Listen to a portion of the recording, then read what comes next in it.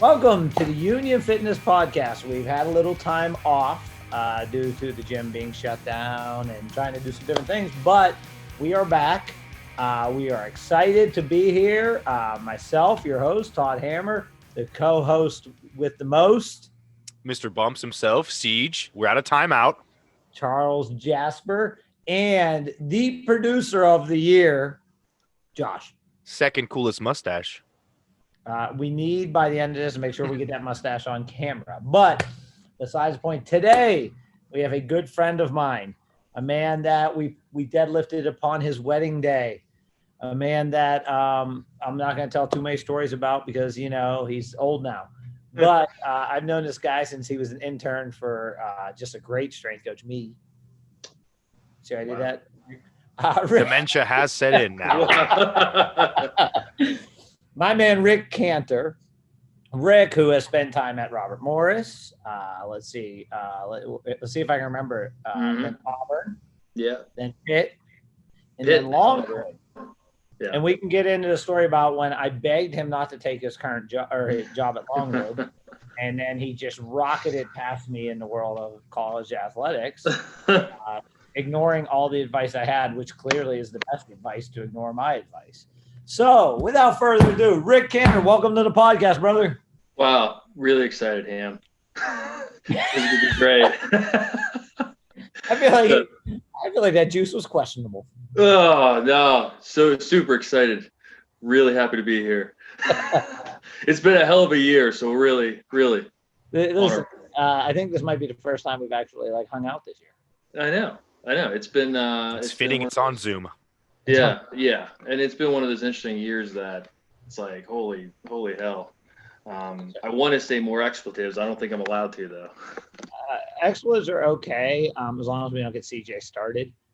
He'll turn into that scene from Old School Will Ferrell when he's really he can swear. Well, they can't see my hands, so we're okay. Yes. I can only hear the sound of my voice.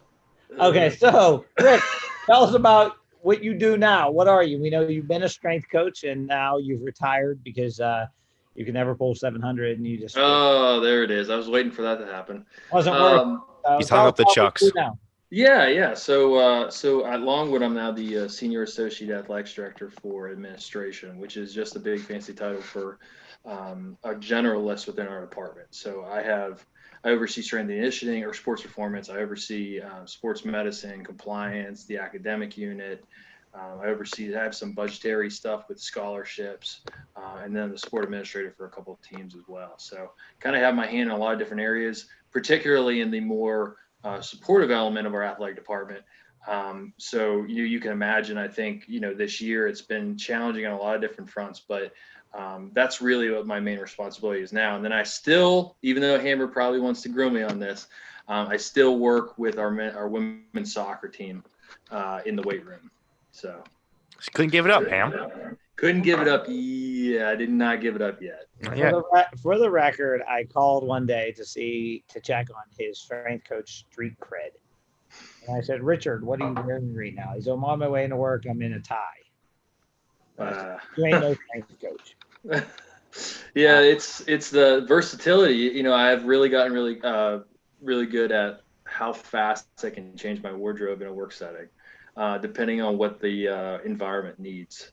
So if I'm in a meeting across campus and I have to be in front of upper administrators, I might have to switch it up. But do you wear those pants that you can rip off with the buttons on the side and there's suit pants under there? Oh, absolutely. The whole suit is actually ripped. Oh, it's like a mullet. Yeah. Okay. Yeah. Was that Naked Gun where he had the Velcro suit? You just peeled it off. We're getting a yes from the producer. Yes.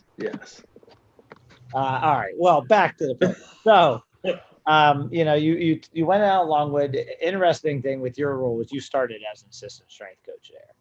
So, tell us, what did you do right? And I think anyone can learn from this professionally to put you in a position to go from lowly assistant strength coach, which as CJ has been one. Still is. Pretty much. Me, I just skyrocketed to the top, so I skipped over that phase. But how do you go from assistant strength coach to basically the guy that runs day-to-day operations at athletic departments? Your AD can go fundraise and do what ADs do. Right. Yeah, I mean, when I take a look back and I try to reflect on, I think initially the first couple formative years, I was still very much focused in the weight room, in the gym, in performance and strength and conditioning, and so a lot of the stuff I was doing initially, that kind of was actually more of a foundation for me getting into administration, was more so on the front of trying to find opportunities within the athletic department where I could display either some form of leadership ability, some form of being a change agent, even if it's something really small early on, and then take that and try to bolster it so that I had a little bit more influence and leverage within my own department that I could hopefully make a better impact. No different than what you did when you were Robert Morris, and being catalyst and initiative and being an initiator. When you got promoted, I got fired. Sorry. When you get promoted, I get fired. Come on. Well, it's different everywhere you go. So like the stuff that I did, you know, like you said in the past, I had really good people above me, people who were and are, you know, very good mentors as well. And I had really good opportunities that I took advantage of at the time. But I did very much similar things that you did when you were there as well.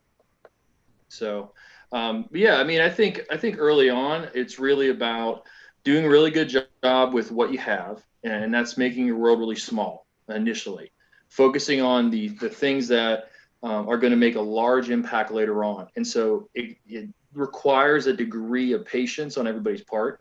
It requires a degree of persistence, where you can try to expand your skills and really try to, you know, have a higher platform. And then over time, you know, you just continue to reinvest in yourself and the people that you work with. I think, you know, you hit the nail on the head with a lot of things about how to make yourself invaluable at any job.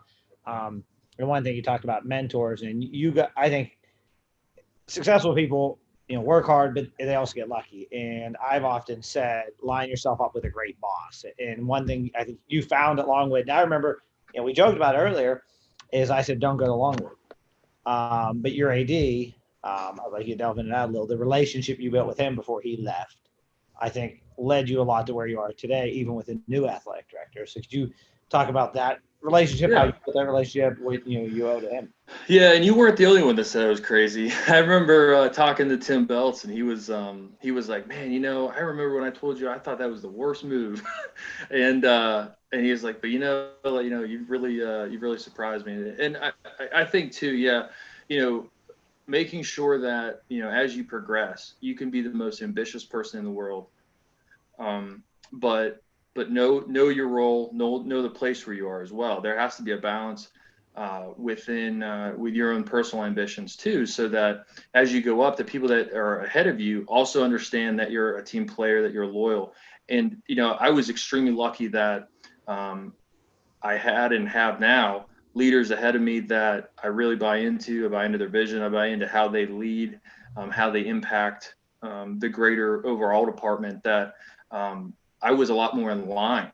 I think there are times when I talk to a lot of strength coaches too, and sometimes what they describe to me, it sounds as if there's kind of it's not congruent with what maybe their personal values are as a leader with maybe how things are actually run. And that can be really tough too, because you put so much time, you grind all the time, especially coming up in this spring semester where all the teams are competing and it's going to be really haphazard all over the place. It's going to be nonstop. Everybody's going to be grinding, ATs, strength coaches, ops people, that you have to be bought in on a collective vision and a collective plan.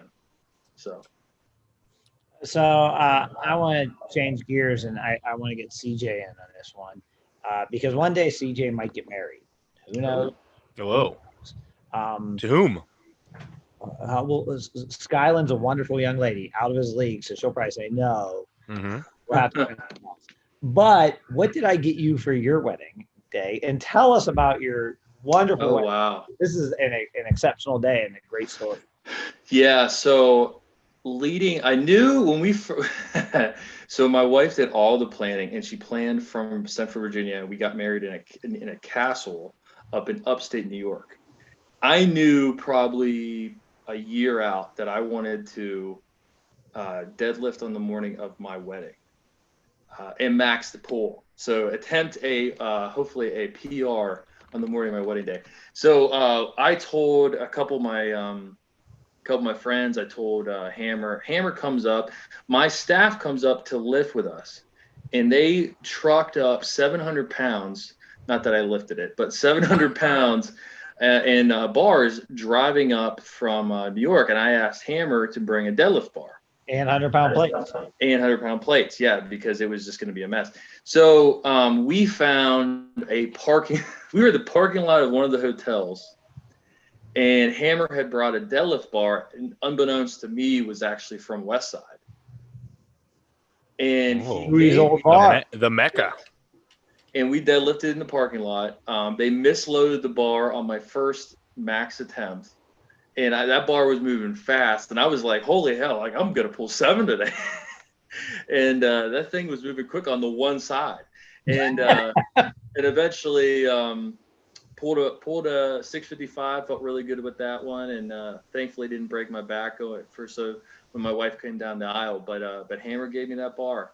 Probably don't tell my wife, the best gift of that day. Whoa. So, yeah. Oh, I thought you pulled 675. Thanks, Hammer. It's not.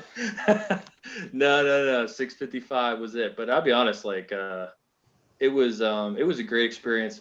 Not just because, you pull a lifetime PR on the day of your wedding, but it was just great getting with you guys and doing that. So CJ, what are we gonna do for your wedding day? I don't know if we can say that on our podcast. It's probably best we can play music over what we say. There you go. Yeah. Just play music and we'll all keep talking. Yeah. I picture your wedding day more like a Talking Heads reunion show. I think the characters will be there. I think the music might be a little more drop D, a little more heavy. I just see you bouncing around like a big shoulder pad suit guy. Something like that. Yes. It's Talking Heads. Come on, you got to get on top of that. No one. All right. Converse? You're gonna wear Converse? I couldn't say I've thought a second about it. So maybe. Yeah. We'll take a poll, an Insta poll. And we're hoping Skyland doesn't hear this, because then there's gonna be a whole new level of pressure going on in his life. She doesn't watch these, so we're okay. Wow, we have quite the following. He can't even get his damn girlfriend to watch these. Your wife's gonna watch this because his girlfriend doesn't. My wife doesn't. So no, my wife's not gonna listen to this. Yeah. So we're safe. This is our safe space. Yeah. Basically, we could be live on the internet, and Josh is there and actually watching us. Hey guys, I do like 6 shows a week, no joke, and this is the only one my wife does watch. So, hey, there you go. Hot dog. Yeah, but your wife also out deadlifts me. Oh. Yeah, when you said 55, I kind of shrugged for you a little bit there, Rick. I'm sorry, but yeah. Okay. This is a tough crowd. Tough. So I did want to get into the leadership stuff you do and talk about that a little bit and where it fits in, not just in athletic department, obviously being someone outside of athletics now. I do think that stuff fits in everywhere. How you lead your soldiers, your employees, your whatever they may be. So, one of the things you did that really helped you take off there was the leadership work, taking over the Leadership Academy, which I'm just going to say you stole from me anyways, but, oh boy. But no, seriously, so delve into that, but also like, what are what can you teach our listeners, myself, CJ, other than checking his email more than once a week, about leadership? It is Wednesday. Is that the day you check your email? Wednesday. Yes. Nice. Digital minimalism. Mm-hmm. I plugged his computer in for him today, just so you know. The less decisions we have to make, the less stress we have in our lives, and we could focus on being creative in other aspects, Hammer. I just want you to think about that one. All right, Rick, it's your turn to talk. So tell us about the program. Well, so first off, the Lancer Leadership Academy at the time was already created when I got there, Ham. So I didn't know that. It was actually created by our former athletic director. And I got involved probably the second year I was there. And I had an opportunity probably I think it was the fourth year. I'm going on past year 9 now, that I was able to take it over. So I did a couple other workshops. I did the NCAA Leadership Academy to kind of expand a little bit more about what we could do. And for probably the first 3 years, we ran it pretty similarly with, we'd have our student athletes come, select number from junior or sophomore, junior year, where they would come in about once a month. And so we would see them 6 to 8 times a year. And the downside with that is, you have them for 45 to an hour and a half, but you don't really get a lot out of it. They're getting exposed to their own almost leadership lab when they come to the weight room, as you are as a strength coach. And those are ample opportunities just as much as when you're in practices, you're on the court, when you're in just doing team activities on your own. So what we ended up doing was, through a committee I'm on campus, we were able to actually create 2 courses for through the Leadership Studies Monitor. That's actually Intro to Sports Leadership and Applied Sports Leadership, that are accredited courses that the student athletes and the regular student population can take together. So that was the first type of stuff. But some of the big things that I think when you look at overall the experiences that we have on a regular basis is, we tend to, hey, how you doing? We tend to what's up? Toria, she's very talkative. Warming her food up, and I don't mean to cut you off, but I have to mention this. Back in the late 90s, early 2000s, the West Side VHSs at the time were like the bee's knees. You had to have them. And Louis had no editing whatsoever. Similar like Zoom Life, right? Yeah. And there was a scene where Louis talking about the deadlift. He's going, here, West Side Barbell, we have and the phone, there's a phone behind him, like old wall phone, and it rings. And Louis has his hands like this, and he goes, and the camera woman, Amy Weisberg, walks behind Louis, grabs him, and goes, yeah, he can't talk. Yeah, he can't talk right now. Hangs up the phone, and then goes back to the camera. Nice. So we have Toria warming her food up. Very nice. So, thank you, Toria. So I'm sorry. No, you're good. But I had to share that because those. If you've never watched the West Side videos, please. Yeah. They're on YouTube now. Watch. With the dogs. Yeah, the dogs were the best. But yeah, so you grew the Leadership Academy, and I think that was one of your keys to success there. Well, I think it also showed, it gave me a platform to be able to show that I could make an impact around the department outside of just the weight room and on the field, through strength and conditioning. So it expanded, and a lot of strength coaches who I've talked to who are in that phase where they're thinking about, hey, they want to make a transition to administration. That's actually one of the first places I tell them to look at trying to make an impact, is because they're usually really good at having good insight and perspective on their own leadership style and philosophy, and they're usually really good influences. And so that's really an area where I tend to tell, when I have a strength coach that says, hey, I really want to get into administration, what should I do? It's probably one of the first areas that they could really make an impact. If they don't have a leadership academy, they could develop one. If they already have one, they can go and guest lecture, guest speak. And honestly, it's just like the other different pipelines of topics within strength and conditioning, whether it's speed training or more advanced strength methods or prehab, rehab, whatever it is. It's just another different topic that you can look into. And that's what I kind of chose to expand in. So, strength for the mind. How do you think? How did the kids handle it? Do you think they did a lot of takeaways here, or were they just kind of walking in and taking time? Like with everything else, there are ones they're obviously really devoted. They're really interested in it. And then there are others that it just kind of passes the time. And I think that's the key, how adaptable you are as a speaker, how adaptable you are with the content that you're going to be providing, how do you present those visual aids, I think will help you to try to get everybody on board. Right. But that's also where, as cliche as it is, the building the relationship with the student athlete. That's where it matters.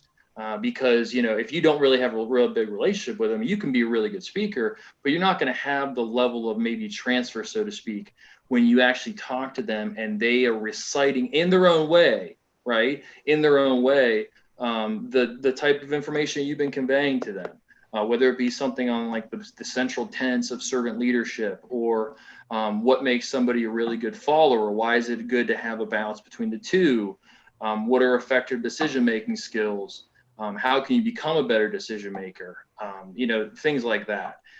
So it's interesting because when some of the newer science is coming out with neuropsychology, neuroscience, and when you're looking at some of the things that are coming out, it confirms that when you're in an environment and you are communicating as a leader, if you change depending on how your style is, it impacts from a neurological basis the follower. And so this type of stuff confirms the tenets of what we, and as a whole in society, think of as the go-getter coach, the coach that is the one who comes in, is, you know, really hard and at times a blur between belittling and demeaning at times. There are actual physiological and neurological changes that happen that we confirm, and yet we still have things where we don't necessarily know why we coach the way we coach. And we still have interactions where maybe they're not exactly the most opportune times of saying certain things, right? So, you know, I think a lot of those basis is what we try to instill, and so they understand not just the abstract of it, but the actual physiological changes that do happen when you're in an environment that's really stressful, or you're trying to get better and you have higher skill acquisition. So you're saying I was too mean? Nah. No, I did not say that. Amber, you have a very, very unique style. See, and that's the difference. That's not, I'm not trying to, that's not a euphemism. I'm just saying Hammer had a very good style at giving a lot of autonomy for me when I was an intern and as a GA. And the thing that when I look back and I think about it, it was that type of autonomy, but yet at the same time too, giving me guidance along the way as well. And not some to the point of degree of, hey, you know, you need to think like this, this, and this. Is like, hey, you should consider this. You should consider this when you're thinking about that. He really taught me to be a lot more of an intentional critical thinker when it came to a lot of different arrays of topics. And so I will credit you with that. I think the autonomy that you gave me to grow, I mean, you really gave me the environment to expand. And that was one of the things that I'm probably the most grateful for, especially with the pipeline of strength and conditioning. Because I know plenty of guys who go under coaches who say, well, we're Olympic based here. All we're doing is Olympic based, right? But you don't expand your toolbox. So if I go to a different school and they're not Olympic based, I could be SOL because of the fact that I'd never had an environment like that. So, but yeah, that's what I'm going to give you for today. But both you and CJ being, you know, pains in my asses. So yeah. I say to both you guys, hey, consider it this way. And then you both ignore me. What you're saying is you actually both listened a little. Right, CJ? Slightly. Yeah. All I asked CJ is to tape the corners of paper. He went on a tirade and said, this is how Union Fitness tapes paper to the wall. He's the only person that he put his fist down. He put his hand up. And he's I actually punched the wall because you know when you hang a sign and you put it in the middle and it folds up, or you put it in the back and the moisture gets behind it, it looks bad, right? So I said, just tape the corners. It's a simple thing. Let's do it the right way, folks. So get autonomy, tape the corners. Yes, I got things. I'm staring at two pieces of paper on the office door right now. They're curled up because they're taped in the back. Yeah. I need a minute. I got to take a minute. I'm angry now. You guys agree in substance. You disagree in your tactics. So it happens. You see what happened there, CJ? What he did is he took our disagreement and made it sciencey. Made it more anatomically. That wasn't science at all. but no, I agree 100% with you on that. I think when I was, it's we talked about it before plenty of times. It's you know, when you're a young intern and you're learning all this stuff, it's easy to get enamored with all these things, and you start to add more to your mental models. And so it's easy to think like that you know more than you know. And as you grow and you learn more, the whole Dunning-Kruger thing starts to go away because the fact that you realize you're really dumb. You have so much you have no idea. And so I think it's honestly, I think some of it is just it's part of growing up and growing through the early stages of being a young coach and being inexperienced. And that's what I've noticed too. Like I've grown to have a stronger relationship with some of the coaches in the Big South, and the older coaches, you know, you can just tell their level. They're such a sage. Like Scott Bennett is a great example within our conference, because he's experienced so much, and so you almost just learn that through just interacting. That there's so much you don't know, and how fast it's changing on an everyday basis is unbelievable. And I think you talked about Scott Bennett, and he's such a great example. Another Cam Davidson thing here is that was Cam's strength coach back at Wyoming back in the day. But here's a guy who coached Randy Moss. Where was he at? Mississippi State, I think, or Ole Miss. Yeah, I think so. Moss was at Marshall. Yeah. Marshall. Yeah, he was the strength coach at Marshall. He was at Marshall twice, actually. Not Moss. Scott Bennett. Yeah. Found a nice home at Radford. And it's funny, I was having a beer with him 2 summers ago, back when we were allowed to do such things at a dive bar up in Huntington, VA. I've been there a few times, I think. And hell yeah. And I was just griping about who knows what. And it was funny because he gave me one of those, like, looked at me, I was like, why do you feel that way? And I was like, dude, I'm just griping about things. And you said, in many ways, he's seen it all. From SEC football, NFL players, all these things, been fired, been rehired, done everything in the profession, and now is working at a smaller Division I school, but is really satisfied in his career, what he does. And I think it shows when you speak to him. And he has so many great, and being a guy from middle of nowhere, Mississippi, he has so many great kind of stories and one-liners that always make you think. I forget the story. Do you know the Big Red Truck story? No. Man, I'm gonna screw this up, but I'm gonna try it. It's something like, hold on to your butts. Yeah, there's a big one. It was like, and you got you have to have a Southern drawl, which I can't even attempt. It all comes out like the Sean Simmons accent. I only do it. And he's a guy, house catches on fire in rural Mississippi, and he calls the fire department. House is on fire. Where's that? He's describing. He says, send the truck. And they say, okay, what's it look like? He goes, looks like a big red truck. And they're talking about the house, and he's talking about the truck. But he tells a story, and he says, when you're communicating to someone, make sure you're on the same page. Yeah. Make sure, and it's such a simple thing. And those dudes from middle of nowhere, Mississippi, have such a great way of simplifying it. Yeah. And every time I see Scott, I always say to him, big red truck. Know what you're talking about. We're talking about the house, we're talking about the truck. Yeah. So I think, that's a great point you just made right there. Well, and that's actually, how many times are strength coaches with their head sport coaches, and they're in conversation, and they almost realize, like, there's going to be plenty of times where you're like, hold on a second, like, we need to circle back, because of the fact that we need to be on that same page. And how many times you actually realize, like, you might come out of a meeting, and even if it's with an administrator, and you realize, okay, we're not in the same spot. And more times than not, you're going to have to be the one that actually takes the initiative to try to get everybody on the same page. And that's just a burden that I think everybody's naturally going to have.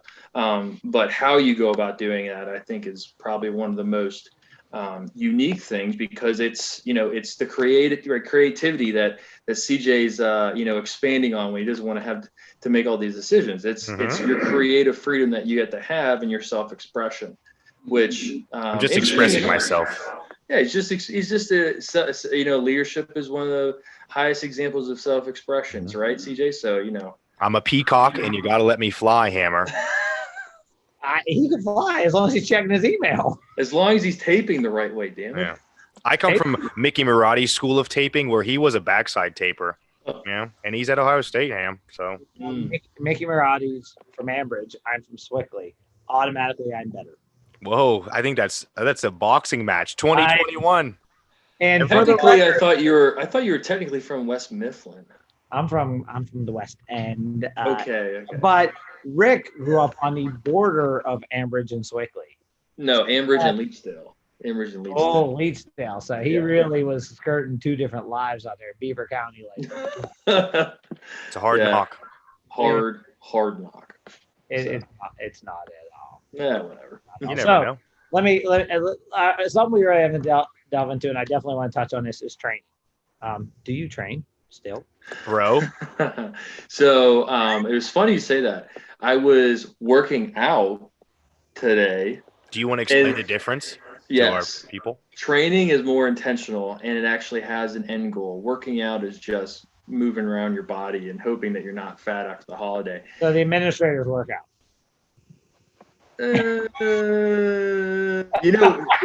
Interesting enough, my former AD, he was so fixated on West Side for Skinny Bastards. Well, it was a cool program in '86. Yeah, I mean, he used to do Joe D all the time. But yes, do I still train per se?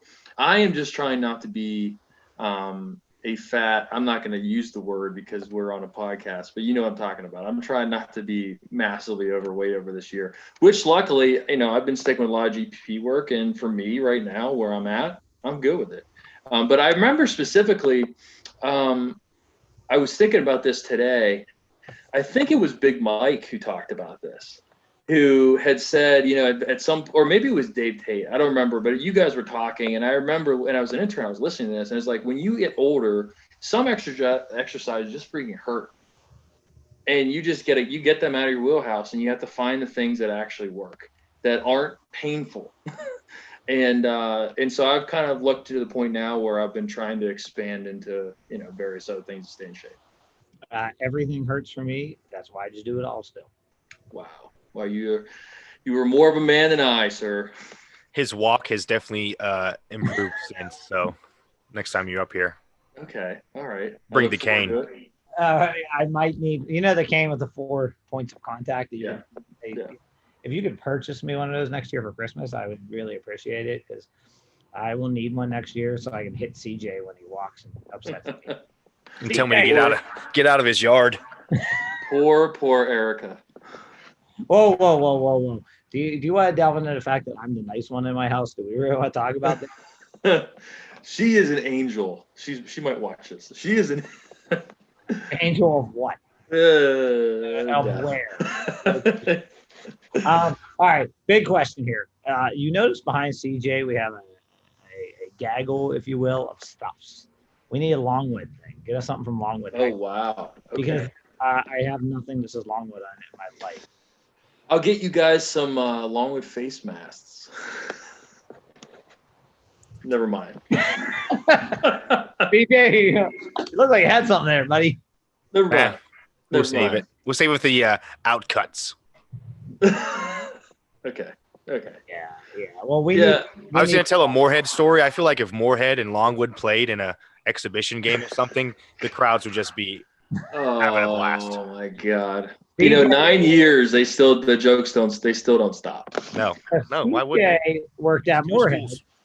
In Moorhead, which is in what city in Kentucky? What town? Moorhead. No, it's Moorhead. And that town is famous for one simple reason. What is that? The lady that wouldn't let two gay people get married, I believe, right? Yeah. The judge, or she wasn't even a judge. Yeah, she was like, I stamped the paper. Yeah, and fun story about her, she was actually like 3 times divorced, so. Yeah, but yeah, she was right across the street from CJ's weight room. And wow. What was that Bible group that came down? The Angry Bible group. Oh, yeah, Westboro. Yeah. Westboro. Yeah, the Baptist. They were angry. They came down. I had my anti-flag shirt on. I think it was a good time. I don't think they liked you. No. CJ makes friends everywhere he goes. So, Rick, wrap it up here. Any advice, thoughts, anything you want, myself, CJ, our listeners, or Josh to know that we don't know? That you don't already know. I don't know much, and CJ has no books behind him, so consider that. I will say this: stay humble. Boom. I think humility, hands down, is probably one of the least taught, virtues that I think can actually make a massive impact for everybody's personal and professional growth. I think it's one of the things that you can convey directly and indirectly on an everyday basis to the people that you lead. And I think if you do, it'll probably make a big difference, even if you think that you're not that effective at being a good leader. Before you go, sorry, do you think social media has made fake leaders? Because people put hashtag be humble, hashtag grind all the time. Oh yeah. Oh, 100%. And I think too that, well, I'll say this. I think it's easy to put it on the surface. It's another thing to actually go through the process of going through the, crossing the hurdles personally in your own personal growth, in your own personal struggle and triumphs. I think that it's easy to post it. It's another thing to actually get through it. Now, that doesn't mean, I'm not saying by any means that just because you posted that you're not living it. I think plenty of people do live it on an everyday basis and they're all about it. But at the same time too, there's a balance just like anything else. And I do think that there's probably a degree of inattention, maybe I don't know, a lack of focus at times when we get so absorbed on the social media front with that. But at the same time too, it's here and you have to adapt. Adapt or die. I think that's a great point. I think you talked about, people on social media talking about being humble. And, it's funny. We had a conversation about social media recently. I mean, you reckon I don't use it anymore. And I think social media is what you make of it. And it can be a great tool to communicate to people. The problem is whenever people can hide behind a computer screen and can say what they want to say. And also they can put a fake bravado, a fake life out there. When you look at Facebook, Instagram, Twitter, whatever it may be, at the end of the day, very few people show their failures on social media. I remember I started a thing a few years back, like show your really weak lifts. Yeah. Because everyone shows that great lift they made. But, at times you're going to miss lift. At times we all have a weakness. And how many people are willing to put that weakness out there? And I think, the world would be a better place if we would. And I'm not talking about that whole, right now there's that trend going on. Like, hey, look at me. I look great here, but I don't look as great at this angle. And to me, it's still kind of pumping your own ego. I think it's truly showing like when you fail. Like, look, I've completely failed. I've dropped the ball here. I did not have success. And letting people see that, because at the end of the day, everyone has it. The top of the mountain is only you're there for a minute. Yeah. And I think that's where there's that intersection of vulnerability, right? Like you're embracing that vulnerability. There is strength that comes out of that. And, I would probably resonate more with people at times who show me the things where what they learned from their failure, opposed to just saying, well, here I failed and I didn't adapt and get better from it. That's, I think, probably one of the things that I think with coaches, the best coaches I've worked with are ones that take the feedback from their coaching cues from their environment and learn from it. So if they have failures with athletes, they know in the back of their head, whether it be from, the coaching cues, the lifts, or even just the general interactions, that they're actually learning from it. That's, I think we all can relate with that because we all have these experiences on an everyday basis. Well, Rick, I appreciate your time, man. I appreciate you being with us. We'll be looking for that Longwood banner to hang back there so we can hang some Lancer stuff, because we're trying right next to Moorhead. The battle of the fill in the blanks, whatever you want. It could be the end of the show. My goodness. I'm almost 30, so that's cool. And do you know whose birthday it is today? Todd Hammer? No, it's not yours yet. His favorite athlete he always talks about. The greatest athlete you or I ever coached. Oh, man. You only coached one great athlete, Robert Morris. Ooh, Wow, great that's really athlete. coming out next. Or maybe you didn't coach her. Her. Greatest athlete. I mean, so many people are coming across in my head right now. Kayla. No, they're not. Kayla works out here. Kayla. Yeah. The greatest single Shameless plug. history of Robert Morris University. Artemis Manu? Artemis Manu. Wow. Just talk to him. I'm gonna take Yeah. a hear of all this happening and send it to her right now. What a dad thing to do. I still Come on. reference her. He's gonna take his chin like this.